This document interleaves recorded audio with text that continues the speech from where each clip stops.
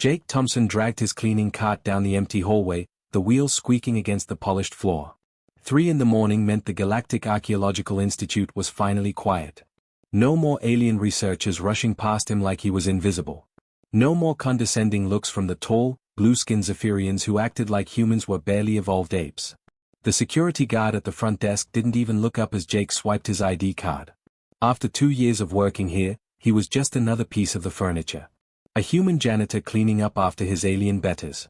The irony wasn't lost on him that he held a degree in archaeology from Earth University, but out here in the galactic community, human credentials meant nothing. Jake pushed through the heavy doors into Section 7, the restricted vault where they kept the really important stuff. The air felt different here, charged with some kind of energy that made his skin tingle. Rows of display cases lined the walls, each containing artifacts from civilizations that died out before humans even discovered fire. Or so the aliens claimed. At the center of the room sat the crown jewel of the collection. The Hegemony Codex. Jake had seen it dozens of times during his cleaning rounds, but tonight something felt different. The crystalline artifact was about the size of a basketball, its surface covered in geometric patterns that seemed to shift when you weren't looking directly at them. Every major species in the galaxy had taken turns trying to activate it over the past 3 centuries. The best minds, the most advanced technology, the most powerful psychics. Nothing worked. Jake started his routine, emptying the small trash bins scattered around the displays. The aliens were messy eaters, dropping crumbs from their weird snack foods everywhere. As he worked, he found himself glancing at the codex more than usual. There was definitely something different about it tonight. The patterns on its surface seemed more active, almost like they were trying to form words. He moved closer to dust the display case. The thick transparent aluminum was spotless, but Jake had learned that the alien researchers got angry if even a speck of dust marred their precious exhibits. As he reached up with his cleaning cloth, his elbow bumped the security panel. The case deactivated with a soft beep. Jake froze. He wasn't supposed to touch anything. The aliens had made that very clear during his first week. Look but don't touch was the golden rule. But the damage was done. The protective barrier was down, and the codex sat there completely exposed. He should have reactivated the security field immediately. That would have been the smart thing to do. Instead, Jake found himself staring at the artifact. Up close, he could see that the geometric patterns were actually tiny symbols, thousands of them, flowing across the surface like living text. They were beautiful in a way that made his chest tight. Without thinking, Jake reached out and brushed his fingertips against the crystal surface. The reaction was instantaneous and overwhelming. The codex exploded with brilliant white light that filled the entire vault. Jake stumbled backward, his vision completely whited out, expecting alarms to start blaring at any second. But there were no alarms. The light wasn't harsh or burning. Instead, it felt warm, almost welcoming. As Jake's vision cleared, he saw something impossible. The codex was floating 3 feet above its pedestal, rotating slowly as holographic star maps materialized in the air around it. Thousands of solar systems, trade routes, and what looked like territorial boundaries spread out in a 3-dimensional display that took up half the room. Then the voices started. Not voices exactly, but words forming directly in his mind. Jake understood them perfectly even though they weren't in any language he recognized. The meaning just appeared in his thoughts as clearly as if someone was speaking English right into his brain. The words spoke of an empire that spanned the galaxy. Of a great civilization that had ruled the stars for millennia before falling to civil war and betrayal. They spoke of bloodlines and genetic locks, of heritage forgotten and destiny denied. Most shocking of all, they spoke of humans not as primitive newcomers to the galactic community, but as the lost heirs of the greatest empire the universe had ever known.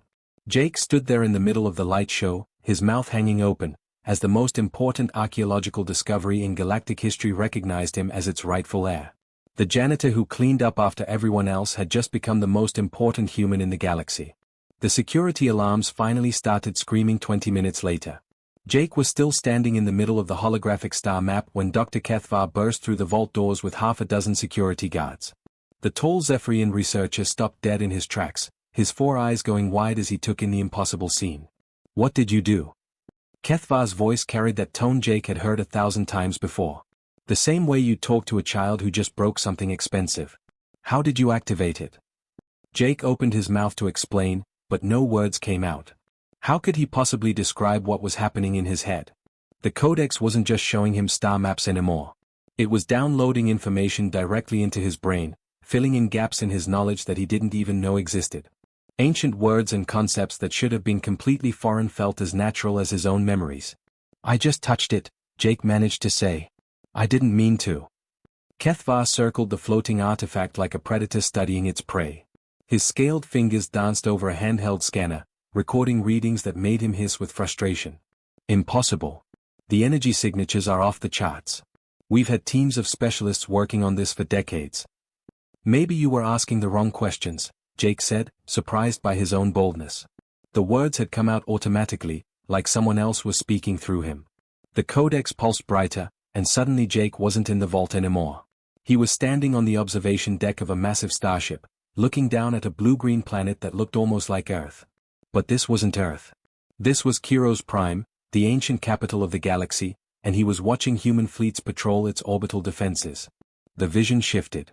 Now he was in a Grand Council chamber where representatives from hundreds of species bowed before a human emperor. The Zephyrians were there, but they looked different.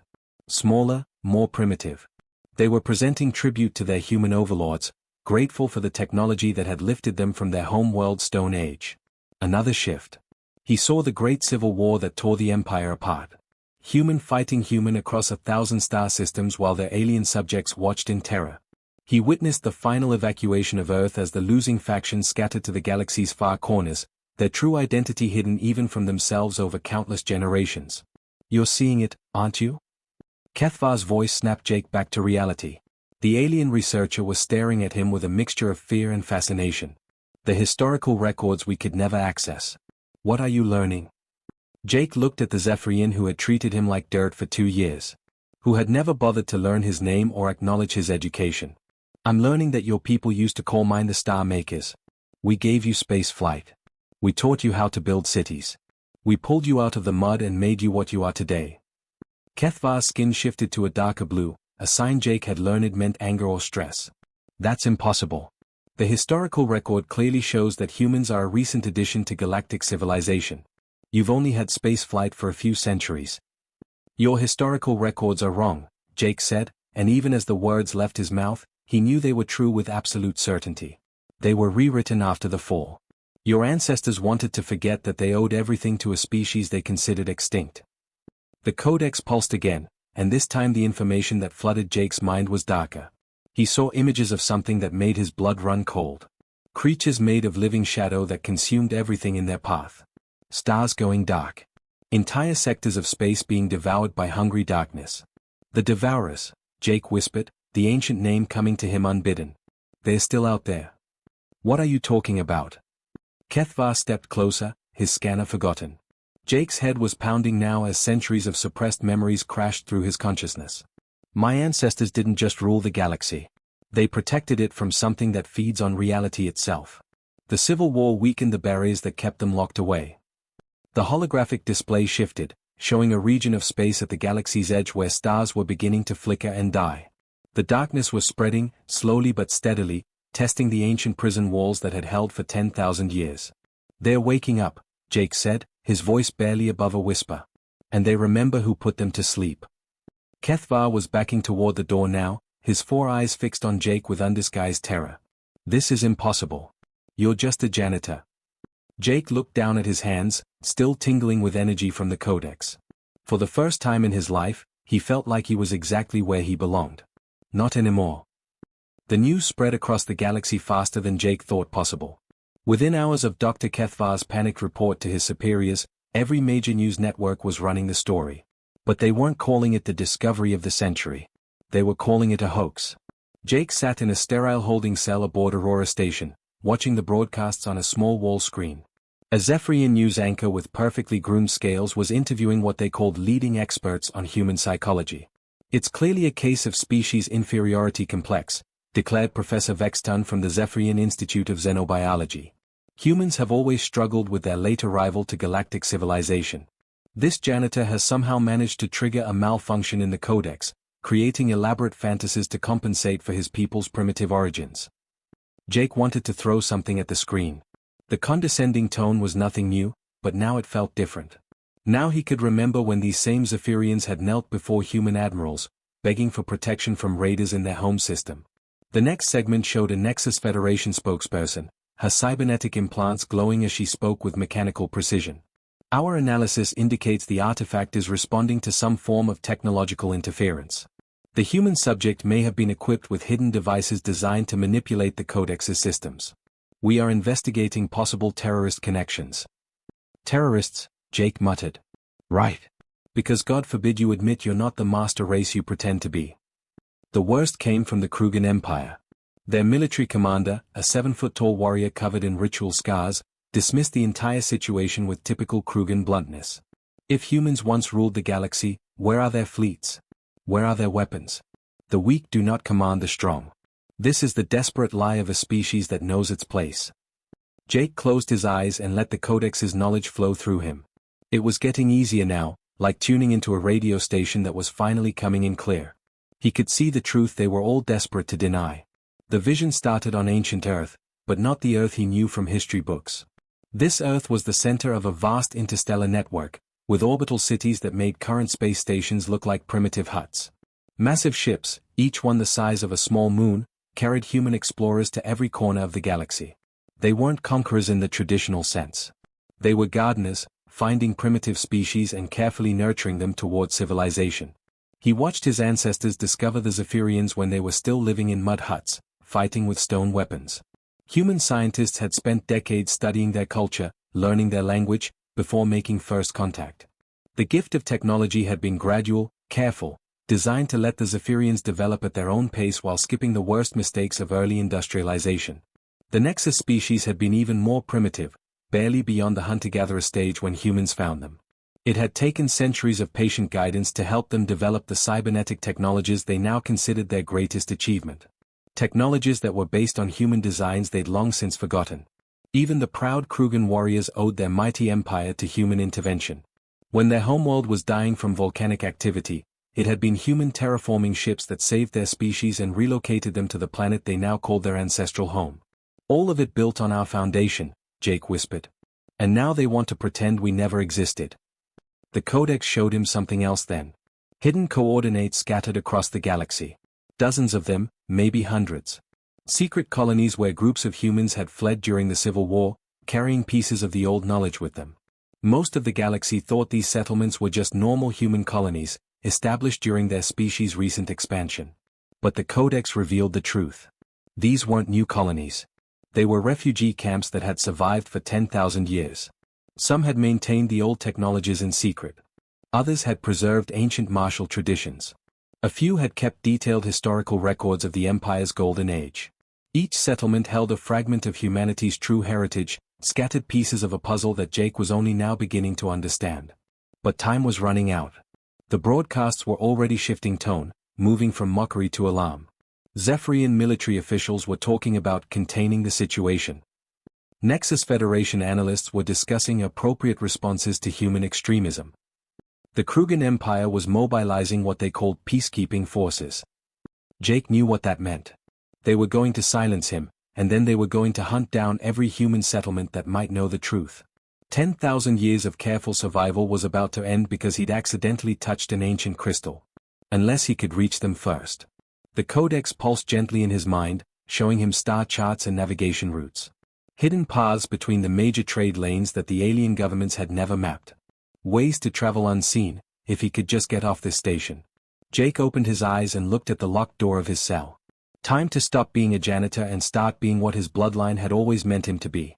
A protector of humanity's legacy. Breaking out of Aurora Station turned out to be easier than Jake expected. The Codex didn't just contain historical records and star maps. It also had access codes for every piece of technology built on human designs, which included most of the station's security systems. When he placed his palm on the cell door's lock, it simply opened. The cameras in the corridor mysteriously malfunctioned as he walked past. The docking bay's automated systems cheerfully granted him access to a maintenance shuttle. Within an hour, Jake was flying through hyperspace toward his first destination. New Sparta was listed in official records as a frontier agricultural world, settled by humans about 300 years ago. The Codex told a different story. It was one of the oldest refugee settlements, founded by military officers who had refused to abandon their traditions even after the Empire fell. The planet looked normal enough as Jake's shuttle descended through the atmosphere. Rolling hills covered in grain fields, small cities built with practical efficiency rather than beauty. But when he landed at the main spaceport, he noticed things that didn't fit the official story. The local security guards moved with military precision. Their equipment was too advanced for a simple farming colony. And everyone he passed seemed to be watching him with the calculating eyes of trained soldiers. "You're the one from the news feeds," said the customs officer who processed his landing clearance. She was a woman in her 40s with calloused hands and scars on her arms that spoke of real combat experience. "Jake Thompson. The janitor who activated the codex." "That's me," Jake said, unsure how much he should reveal.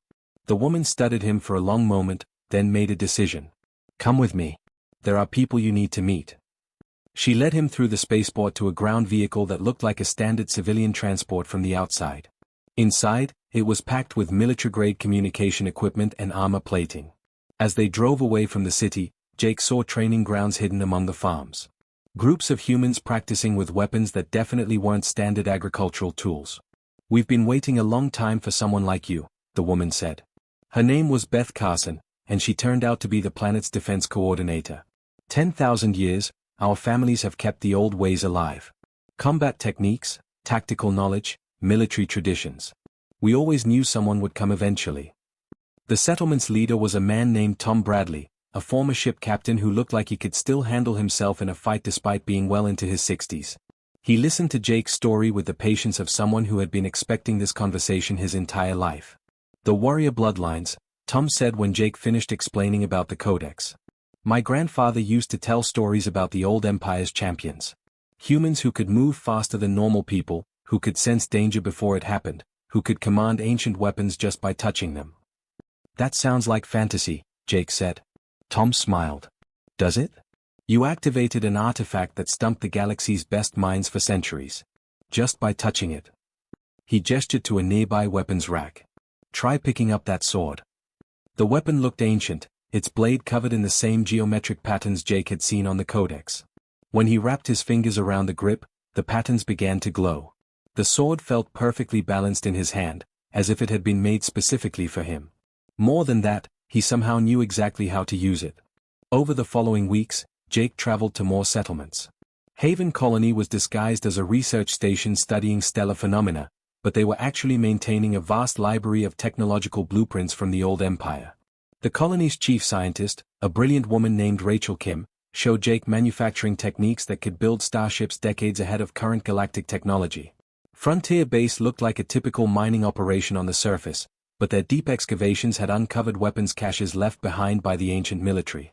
The miners, led by a tough foreman named Dave Wilson, had spent generations cataloging and maintaining weapons that could level mountains. At each settlement, the same thing happened. Jake's presence seemed to awaken something in the other humans. Their reflexes sharpened. Their understanding of technology deepened. Ancient genetic programming that had been dormant for millennia began to activate. But they weren't the only ones waking up. The alien governments had formed an unprecedented alliance to hunt down Jake and his growing network of human settlements. Their combined fleets swept through space, following every lead and investigating every human colony they could find. The search was so intense, so focused, that it sent ripples of energy through dimensions that had been quiet for thousands of years. In the dark spaces between galaxies, something stirred. The Devourers had been sleeping, waiting, testing the barriers of their prison. But now they could sense familiar patterns, the awakening of their ancient enemies. The bloodlines that had once banished them were stirring again. The hunt for Jake Thompson had accidentally triggered something far worse than anyone imagined. The galaxy's three major powers thought they were dealing with a human uprising. They had no idea they were about to face the return of creatures that fed on reality itself. In his dreams, Jake began to see stars going dark at the galaxy's edge. The Devourers were coming, and humanity's scattered children were the only ones who remembered how to fight them. Time was running out for everyone. The first star died on a Tuesday. Jake was in the command center of Haven Colony, working with Rachel and her team to decode ancient technical manuals, when the emergency broadcast started flooding in. The Kepler system, home to 2 billion Nexus Federation citizens, had simply vanished. Not destroyed in the traditional sense. It had been consumed, leaving behind empty space where a thriving solar system had existed for billions of years. "Impossible," breathed Dr. Kethvar's voice over the communication channel. The Zephyrian researcher was aboard one of the alien fleet ships that had been hunting Jake for months. Stars don't just disappear. But Jake knew better. The Codex had been showing him increasingly violent visions over the past few weeks. Images of living darkness flowing between dimensions, creatures that existed in the spaces between atoms, feeding on the fundamental forces that held reality together. The Devourers weren't just ancient enemies. They were entropy-given consciousness, the heat death of the universe made manifest and hungry. "They're not destroying the stars," Jake said, his voice carrying across the emergency frequency to ships from 3 different alien governments. "They're eating them. Converting matter and energy into more of themselves." Within hours, 2 more systems went dark. Then 5. Then dozens. The rate of consumption was accelerating as the Devourers grew stronger, their prison weakening with each meal. Panic spread across the galaxy as the alien governments finally understood what they were facing. The same Zephyrian Council members who had called Jake a terrorist were now broadcasting desperate pleas for human assistance. The Nexus Federation, which had dismissed humanity as primitive, was offering full technological partnerships in exchange for help. Even the proud Krugan Empire, which had mocked human weakness, was requesting immediate military cooperation. "Funny how quickly they change their tune when reality starts falling apart," said Tom Bradley over the secure channel connecting all the human settlements. The old soldier was aboard the flagship of New Sparta's hidden fleet, ships that had been disguised as cargo haulers for centuries. Jake stood in the center of Haven Colony's main laboratory, surrounded by holographic displays showing the advancing darkness. The Codex floated beside him, its crystalline surface pulsing with urgent energy as it downloaded the locations of ancient defensive systems throughout the galaxy. "We can't think about revenge right now," Jake said, though part of him wanted to let the aliens face the consequences of their arrogance. "If the Devourers reach the galactic core, everyone dies. Including us." The plan that emerged from the Codex's ancient memories was almost impossibly complex. Scattered throughout the galaxy were massive structures built by Jake's ancestors during their golden age. Stellar engineers that could manipulate the fundamental forces of physics. Quantum fortresses that existed in multiple dimensions simultaneously. And at the galaxy's heart, the Great Seal itself, a construct that spanned dozens of star systems and required the combined will of every awakened human bloodline to operate.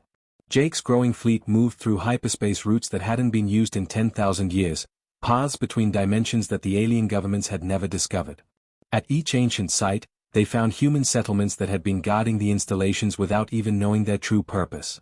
Families who had passed down maintenance rituals through countless generations, treating them as religious ceremonies rather than engineering procedures. The battle began at the Kepler Nebula, where the first stellar engineer came online under Jake's command. The massive structure, larger than most planets, reached out with invisible forces and began reshaping spacetime itself. Reality bent around the advancing Devourers, creating barriers and traps that slowed their consumption. But it wasn't enough. For every barrier the humans created, the Devourers found a way around it.